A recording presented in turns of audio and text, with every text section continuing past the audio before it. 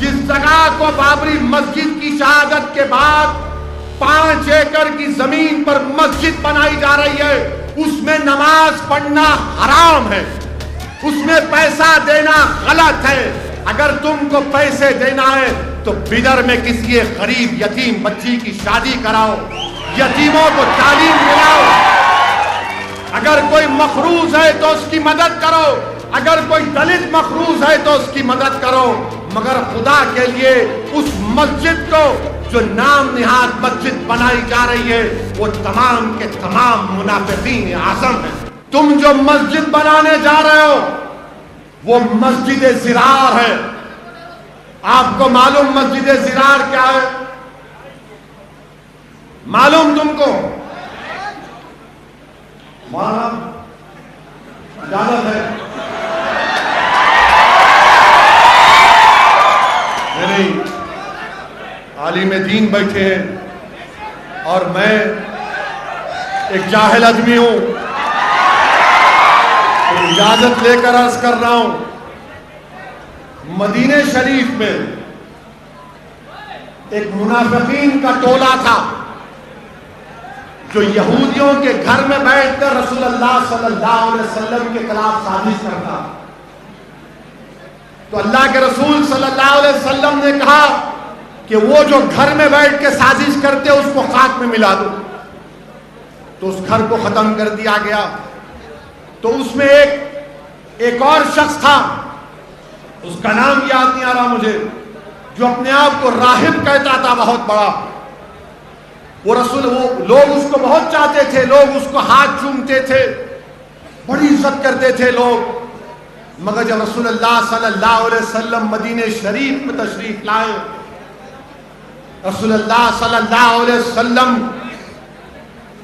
آپ کی آمد مدینہ شریف میں مبارک ہوئی تو رسول اللہ صلی اللہ علیہ وسلم کے چہرے انور کو دیکھ کر لوگ دین کو قبول کرنا شروع کر دیا۔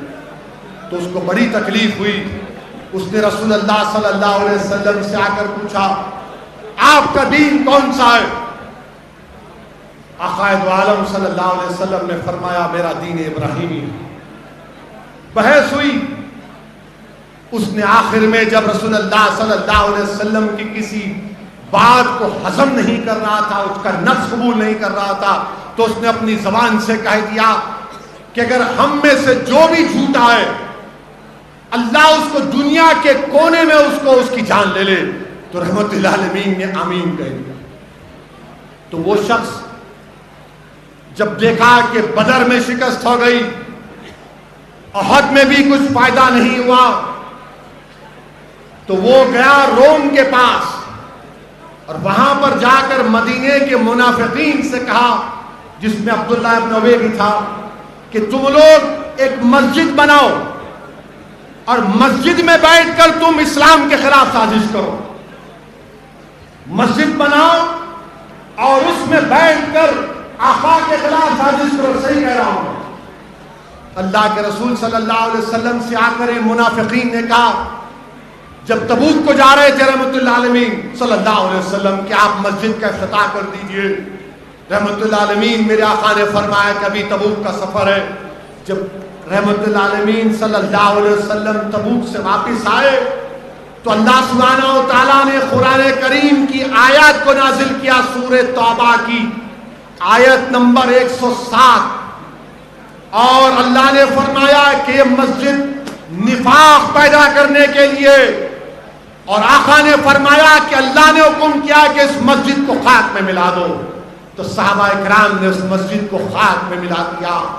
آج جو لوگ بابری مسجد کی جگہ پر 5 ایکڑ زمین لے کر مسجد بنا رہے ہیں اور ایک مجاہد آزادی احمد اللہ کا نام رکھنا چاہتے ہیں، اے ظالموں، چلو بر پانی میں ڈوب مرو، ڈوب مرو۔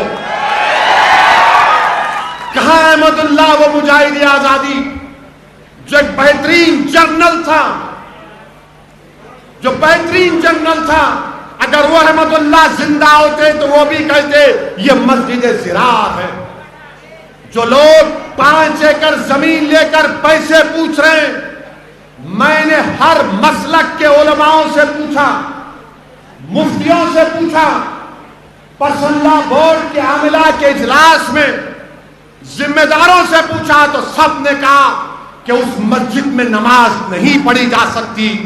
جس جگہ کو بابری مسجد کی شہادت کے بعد 5 ایکڑ کی زمین پر مسجد بنائی جا رہی ہے، اس میں نماز پڑھنا حرام ہے، اس میں پیسہ دینا غلط ہے۔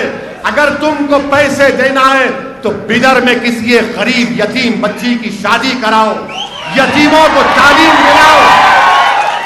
اگر کوئی مخروض ہے تو اس کی مدد کرو، اگر کوئی دلت مخروض ہے تو اس کی مدد کرو، مگر خدا کے لیے اس مسجد کو جو نام نہاد مسجد بنائی جا رہی ہے وہ تمام کے تمام منافقین اعظم ہیں۔ یہ منافقین ہیں۔ ارے کیا مسجد جس جگہ پر شہید ہو جاتی تم اس جگہ پر زمین لو گے؟ کہاں ہے؟ کس نے کہا؟ بتاؤ۔ میرے عزیز دوستوں اور بزرگوں، یہ بات بھی آپ کو کہنا ضروری ہے، کیونکہ کسی نے نہیں کہا تو ظاہر ہے دولہے بھائی کو ہی بولنا پڑتا ہے۔ بولنا ضروری ہے تاکہ پوروں کو پیغام مل جائے۔ ڈرنے کی کوئی ضرورت نہیں ہے، سنویدھان مجھے کہتا ہے کہ بولو، ڈٹ کر بولو، کھل کر بولو، ڈر کر مت بولو، مگر سنویدھان کے 4 دیواری میں رہ کر بولو۔ میں نے جو کچھ بھی کہا ہے وہ قانون کے دائرے میں رہ کر کہا ہوں، قانون کے دائرے میں رہ کر کہا ہوں۔ آپ اتنا بھی نہیں پکڑ سکتے میرے کو انسان، آپ اتنا بھی نہیں پکڑ سکتے میرے کو، مجھے معلوم۔ پکڑنا چاہ رہے پکڑ لو، جان لینا چاہ رہے لے لو، نو پرابلم۔ جانا تو ہے ایک دن سب کو، یہاں سے کوئی نہیں رہے گا، جتنے آئے پورے جائیں گے، یاد رکھو۔ جو اقتدار کی کرسی پر بادشاہ بن کے بیٹھے ہیں نا دلی میں، امبیڈکر نے سنویدھان دے کر یہ کہہ دیا کہ بادشاہوں کا دور نہیں چلے گا، اب پرجا کا اور جنتا کا، عوام کا دور چلے گا۔ بابا صاحب امبیڈکر نے کہہ دیا کہ پرانے زمانے میں بادشاہ فرمان کے ذریعے 500,000 ایکڑ زمین دے سکتا تھا، فرمان جاری کر کے۔ بابا صاحب نے کہا بادشاہ نہیں، اب پرجا کا راج چلے گا، اور اگر جو ملک کا پردھان منتری ہوگا اگر وہ سنویدھان سے آگے بڑھے گا تو اس کی مخالفت کرو، اس کی مخالفت کرو۔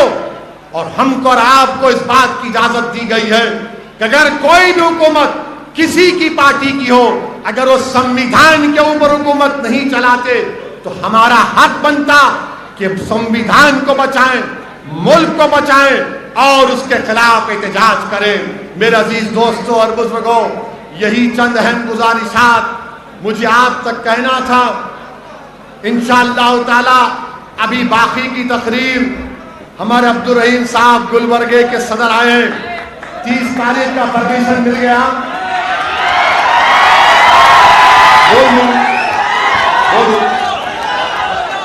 30 جنوری کے دن گلبرگے میں انشاءاللہ جلسہ عام ہوگا۔ اگر if you have time please come، آدھی بات وہاں کریں گے۔ آج تو خالی سنویدھان پہ بات ہوئی تھی، گلبرگے میں بندہ نواز کی سرزمین پر کھل کر بیٹھنگ ہوگی انشاءاللہ۔